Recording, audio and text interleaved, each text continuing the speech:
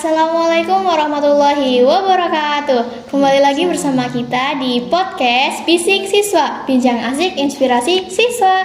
Perkenalkan, nama saya Warda Sofia Tama sebagai host hari ini. Dan di samping saya sudah ada narasumber kita yang menawan ya, yang mungkin kalian semua udah kenal nih ya sama narasumber kita ini kali ini. Tapi boleh perkenalkan diri dulu? Boleh. Kenalan nih? Iya. Oh iya. Assalamualaikum warahmatullahi wabarakatuh. Perkenalkan, saya Ibu Eti Sofia Wijayanti. Alhamdulillah masih dipercaya sampai hari ini menjadi membersamai anak-anak Mandua Brebes sebagai wakil kesiswaan. Oke. Akhir-akhir ini gimana Bu, sehat? Alhamdulillah sehat banget ya. Puasa lancar. Alhamdulillah ya. Semangat baru. Amin. Menuju Syawal. Iya, Syawal ya Bu ya. Ada momen lebaran. Semangatnya tambah. Iya. Nunggu lebarannya ya Bu ya. Ya, betul. Oke.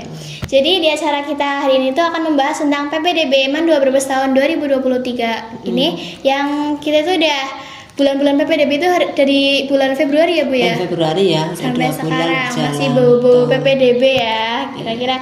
Oke. Jadi Bu Eti sendiri itu kan udah berkecimpung di dalam PPDB Mandua Brebes 2023 ini ya Bu ya. Kira-kira tahu dong Bu berapa banyak siswa yang masuk, terus bagaimana progresnya selama ini gitu ya Bu ya. Oke, jadi udah cukup lama juga sih ya memang masuk ke dunia per PPDB-an di Mandua Brebes. Untuk tahun pelajaran 2023-2024 seleksi regulernya sudah kita laksanakan Mbak, karena kita pembukaan sejak bulan Februari. Itu ada sekitar 732 lebih pendaftar, sementara kuota yang kita sediakan itu 12 rombel, dan seleksi pertama sudah kita laksanakan pada hari Rabu 22 Maret 2023 yang lalu. Oke, terus dari banyaknya peminat nih ya Bu ya, ini kan udah banyak banget ya, 700-an loh yang masuk ke sini. Kira-kira apa sih teknik yang dilakukan oleh Mandua Brebes ini untuk menjaring mereka semua? Sebenarnya ya masih mengadopsi dari kiat tahun lalu. Kita promosi, kita juga sosialisasi. Kekuatan kita memang lebih banyak di medsosnya ya. Kita biasanya minta kepada teman-teman atau seluruh warga madrasah ini misalnya dalam tanda petik gitu ya, untuk posting, untuk ikut mempublikasikan. Tetapi kita juga masih melakukan kegiatan sosialisasi secara offline ya, ke SMP atau ke madrasah ya, atau ke MTS, karena bagaimanapun juga itu penting ya, itu menjadi bentuk silaturahmi kita dari Mandua Brebes kepada SMP-SMP sebagai basic kita ke MTS, dan juga menjalin silaturahmi dan mitra. Itu kan hubungan mutualisme yang harus senantiasa kita jaga supaya ke depan itu tetap lebih baik. Untuk seleksi sendiri itu kan kita ada 2 tahap nih Mbak. Untuk yang reguler kita hanya 1 tahap, dan untuk yang seleksi untuk yang jalur prestasi kita memang ada beberapa tahap, yaitu tahap yang pertama itu seleksi yang kita kerjasama dengan Bina Psikodata Jogja.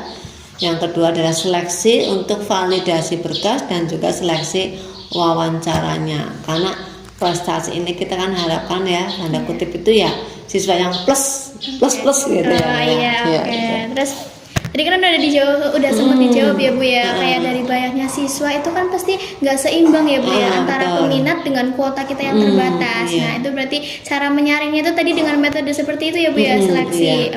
Kita seleksi kerjasama dengan pihak ketiga ya, dari Bina Psikodata Yogyakarta. Harapannya apa ya, kita mencari bibit yang unggul ya. Jadi secara akademis berarti kita memang menilai ya kemampuan dasarnya atau intelijensinya, juga motivasi dan bakat minat. Tapi kita juga punya instrumen tambahan dari madrasah karena kebutuhan kita ya, misalnya performanya kayak gitu. Kemudian ya sekedar kita harus tahu anak-anak calon peserta didik kita itu bisa membaca Al-Quran atau tidak.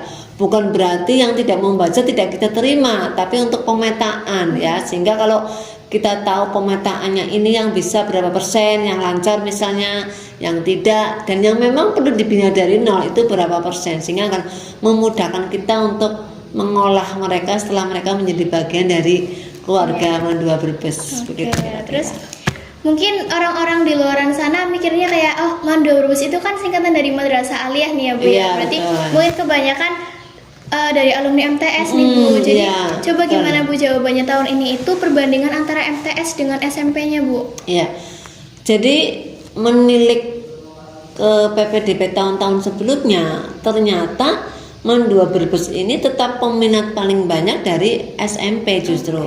Tahun ini tuh hampir 80% Dari untuk SMP. peminat justru dari SMP kayak gitu ya, dengan berbagai motivasi ya. Kalau yang dari sanawiyah kebanyakan memang kepengennya mungkin Agamanya ya, mungkin iya ya. karena merasa lah kepengen menjajal yang umumnya. Sebaliknya yang dari SMP biasanya kepengen Mencoba hal baru mencoba mungkin. hal baru, kemudian memang lebih banyak SMP ya. Iya. Secara statistik siswa SMP itu memang jauh lebih banyak kayak gitu. Nah, ini peminatnya memang lebih banyak dari SMP dan SMP yang negeri itu hampir mencapai tadi 80% sendiri kayak gitu. Oke, terus kalau kebanyakan dari SMP kira-kira mayoritas itu dari SMP mana aja sih Bu? Ada ini ya, ada perubahan ini statistiknya ya. Kalau tahun lalu kita masih didominasi SMP Negeri 2 tetangga ya. Selalu ya dari SMP. Iya, untuk 3 tahun berturut. Tapi untuk tahun ini yang jadi rajanya istilahnya itu justru dari SMP Negeri 1. Tetapi SMP lain itu pun tidak kalah kenaikannya itu sangat signifikan. SMP Negeri 1 Paguyangan, SMP Negeri 2 Sirampok. Tetap naik ya Bu Tetap ya. naiknya itu sangat drastis. Dan untuk SMP swasta itu SMP Taklimul Huda itu hampir satu rombel itu masuk ke sini. Itu betul itu. Oke. Artinya peminatnya itu memang sadar ya, bukan lagi dinomor duakan dan bukan lagi karena keinginan orang tua misalnya. Itu memang sudah lahir dari keinginan sendiri kayak gitu. Jadi tanpa kita sosialisasi ya, itu menjadi medsos mereka sudah dengan kesadaran tahu, ya. datang ke sini. Itu satu keuntungan buat kita sebenarnya. Oke, jadi gini ya Bu ya, kemarin kan peminatnya banyak banget nih ya Bu. betul. Terus juga PPDB itu kan kita udah tutup ya Bu ya, tinggal nunggu pengumuman besok ya kan. iya. Nah, terus kira-kira bakal membuka gelombang 2 atau enggak ya Bu? Kita pakainya passing grade ya. Jadi nanti setelah pengumuman besok ini Mbak Via, tanggal 3 bulan 4 jam 3 tahun 2023 juga loh ya. Kita ada pengumuman untuk yang tahap awal dengan passing grade. Kalau tidak terpenuhi dengan sendirinya kita akan buka namanya jalur mandiri.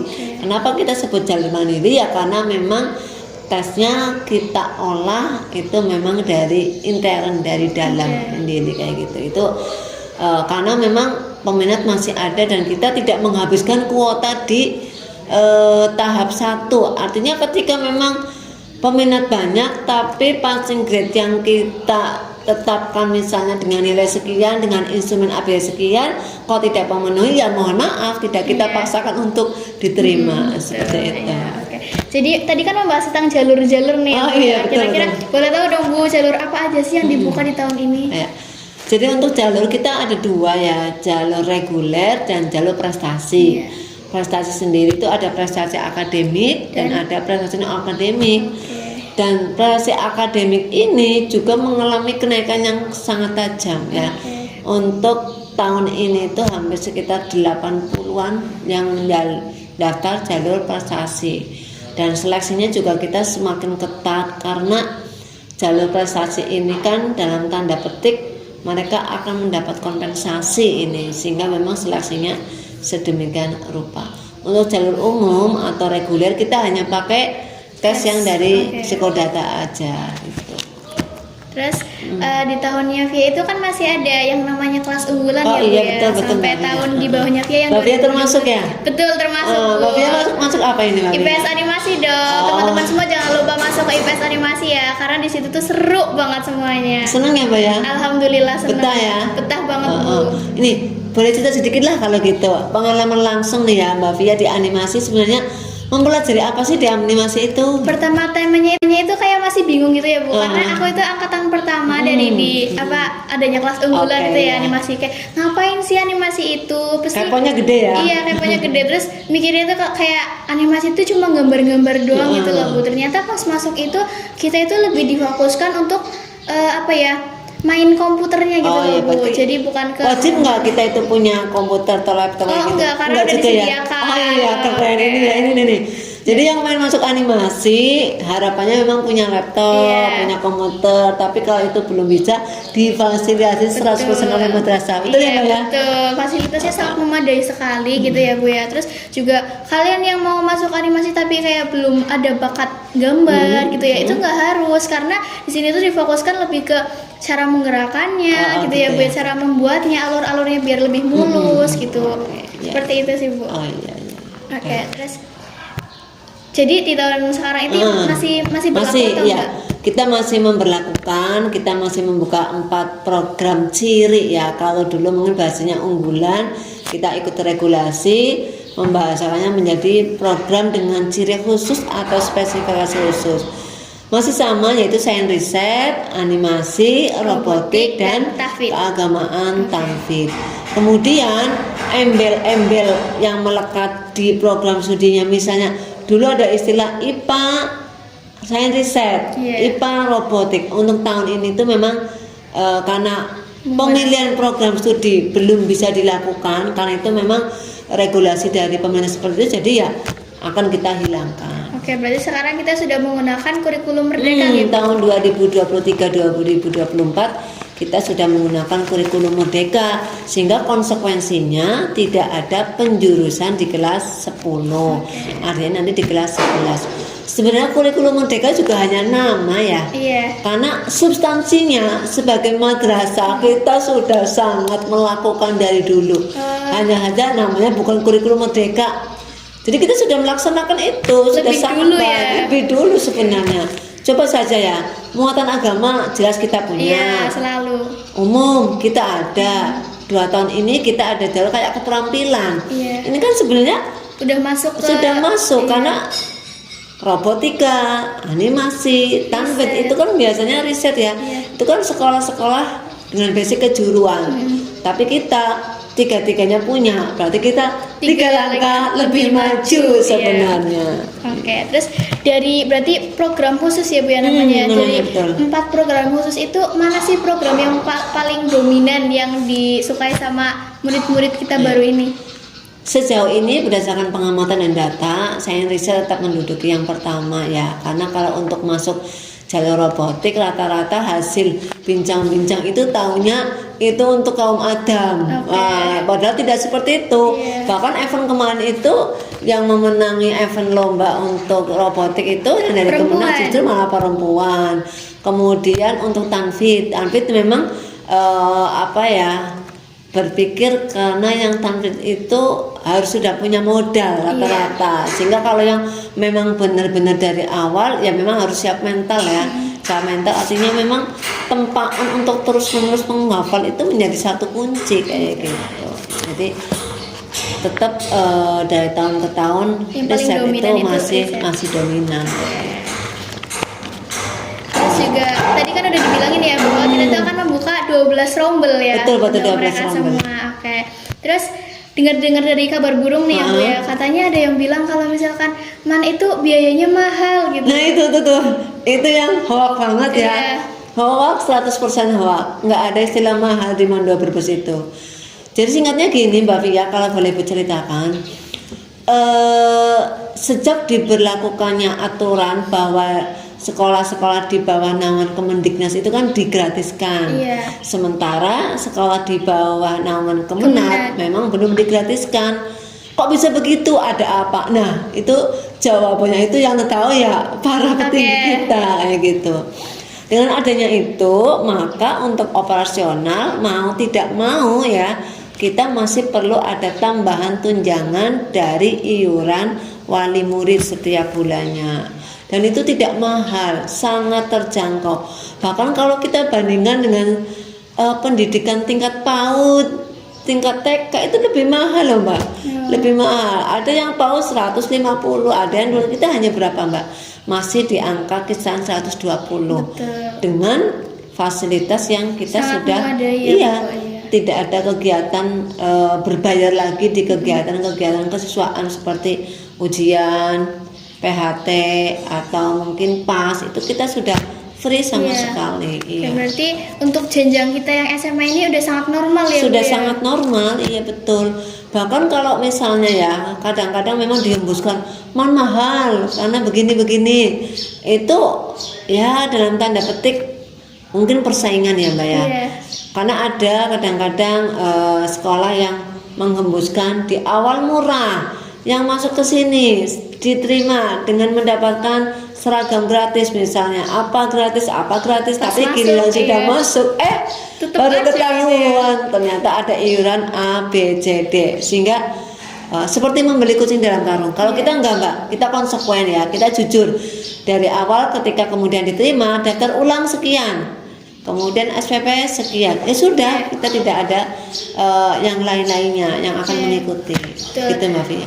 Akhir-akhir ini bahkan setiap waktu itu Bu Eti itu kan pasti disibukkan ya dengan event-event sekolah, apalagi sekarang ini ada PPDB Mandala Bas. betul. Kira-kira gimana sih Bu cara mengatasi kesibukan itu dengan membagi waktunya itu seperti apa Bu? Mbak Fia kan termasuk aktivis nih ya, pasti juga tahu lah bagaimana memanajemen waktu ya agar tidak tercetus satu dengan yang lainnya. Itu sebuah resiko sebenarnya ya Mbak. Jadi ya sepandai-pandai mungkin kita mengatur, kita punya schedule ya, hari ini kita akan mengerjakan apa, besok akan mengerjakan apa, itu sudah harus kita punya schedule itu, sehingga harapannya kan tidak nanti ada yang tumbukan tabrakan. Tetapi sangat tidak menutup kemungkinan ketika kita schedule itu, tugas tanggung jawab ibu yang utama sebagai guru itu kadang-kadang tetap ada ya yang harus bertabrakan. Ya caranya kita sebagai seorang guru menggunakan media yang lainnya, ya, menggunakan media yang lainnya. Walaupun secara chemistry kita kadang menyayangkan ya, kita nggak dapet itu. Dan ini kadang-kadang yang membuat kadang-kadang tetap ibu itu ada sedihnya loh Mbak, ketika harus meninggalkan kelas yang mestinya kita bisa membersamai mereka, kita ada chemistry, ada di situ bareng, tapi tidak bisa, sehingga kita harus mengganti waktu yang lainnya, ya. Ada sesuatu yang memang tidak bisa hilang ketika kita menggunakan media dan kita bareng-bareng di sana. Tapi sekali lagi karena demi tugas ya Mbak ya kita urutkan prioritas, mana yang harus kita laksanakan lebih dulu, itu yang harus kita laksanakan. Betul. Yang penting apa? Yang ditinggalkan happy, yang meninggalkan happy. Kayak gitu ya Mbak. Iya, betul sekali Bu. Sehingga tadi kesan capek apa ya hilang. Terus untuk yang terakhir nih ya Bu ya, terakhir kira-kira suka dukanya PPDB itu seperti apa sih Bu, sama harapan untuk kedepannya? Kalau bicara suka duka menggawangi PPDB banyak ya Mbak, kalau diceritain nggak habis. Yang jelas sukanya seperti ini, kita itu langsung berinteraksi dengan calon siswa, berinteraksi dengan calon siswa, sehingga ketika mereka misalnya pada saat diterima, kita sudah punya modal mengetahui seperti apa sih calon-calon anak kita yang akan diterima. Berarti pas ngelihat siswanya itu langsung terpikir nggak Bu, kayak wah mana nih bibit-bibit unggul yang akan itu karena sejak awal kita kan sudah punya grup namanya Informasi Caldik, dan ibu masuk menjadi bagian di sana. Ketika kita sudah siap untuk itu, di sana sebagai admin kita itu harus siap, ibaratnya itu HP itu 24 jam ada di tangan Mbak. Bahkan kita kadang-kadang harus menyiapkan diri, minta izin ke keluarga ya. Karena apa? Kita pasti harus selalu menjawab ya. Kita harus selalu pelayanan prima ke anak-anak, calon-calon ya, dan ke orang tua. Itu menjadi bagian, dikatakan duka, ya nggak duka sih sebenarnya. Kita hanya harus menyiapkan waktu lebih banyak buat calon-calon peserta didik, buat orang tua calon wali yang selalu datang, yang selalu meminta informasi. Jadi ya, harus itu selalu excellent service. harus selalu excellent service, tidak boleh menampakkan capek, tidak boleh cemberut ya, harus berbaik-baik, membuat bahasa yang dimaui mereka seperti apa, kayak gitu. Jangan mudah baper itu. Kemudian untuk Harapannya Bu. suka ya, itu suka ya, Iya, dukanya suka. tadi lah seperti itu. Harapan ke depan udah pasti bibit-bibit yang tersaring itu bibit-bibit yang unggul sehingga prestasi Mandua Brebes juga semakin berkibar Iya. ya. Tapi lebih dari itu harapan yang paling diinginkan adalah keluar produk-produk dari alumni Mandua Brebes itu adalah yang berakhlakul karimah, yang berkarakter, sehingga mereka nanti di masyarakat itu akan bisa bermanfaat. Iya, oke. Kan katanya sebaik-baik manusia adalah Yang bermanfaat yang bagi orang lain. bermanfaat ya. Dan satu lagi ini ya, harus menyiapkan diri untuk segala informasi yang kurang baik ya Mbak ya. Iya betul. Karena kata pepatah, Hmm, semakin tinggi pohon akan Semakin semakin kencang. kencang diterpa anginnya. Sehingga itu harus kita siapkan, termasuk untuk kita sendiri, untuk anak-anak kita juga begitu, siap menerima berbagai hoak-hoak yang kurang Muncul ya. baik ya. Iya, lewat. Oke. Jadi sebelum kita tutup ya, Ya, kali gimana, ini Mbak? kita harus ngajak dulu dong buat teman-teman jangan Oh, lupa iya. buat like, subscribe dan komen di bawah ini ya. Iya. Oke. Ke ini acara ini ya. YouTube-nya Osmanda Production dan YouTube YouTube-nya Mandua Mandua Brebes. Brebes. Oke, mungkin sekian dulu ya Bu ya. Oke, terima kasih. Lingkup tentang PPDB 2023. Terima kasih kepada Ibu Ede Terima Sofia kasih, Wijayanti. sama-sama. Makasih udah bekerja Sukses sama. Amin. untuk Oke. Osmanda. Iya. Dan ini acara kayak gini tuh makin keren. Oke, Terima siap. kasih. Wassalamualaikum warahmatullahi wabarakatuh. Assalamualaikum warahmatullahi wabarakatuh.